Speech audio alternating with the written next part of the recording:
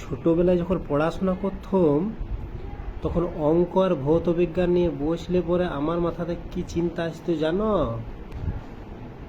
সময় আর গতিবেগের অঙ্কটাতে যখন জিজ্ঞাসা করতো যে 120 কিলোমিটার বেগে যাওয়া ট্রেনটো প্ল্যাটফর্মের থামবাটো পেরিতে কত সময় লাগবে, তখন আমার মাথাটা যেত ঘুরে।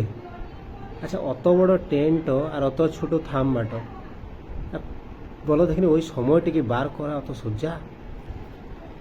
বীজগণিতে যখন a² b² c² ফর্মুলা যখন জিজ্ঞাসা করতো তখন কি ভাবতাম জানো?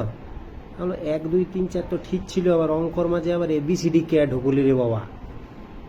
আর সব থেকে কঠিন ছিল ভৌত বিজ্ঞানের মধ্যাকর্ষণ শক্তি পড়ার সময় আমি ভাবতাম যে আইজাক নিউটন চেয়ার নিয়ে বাগান বাড়িতে সেই দিন কেন বসেছিল।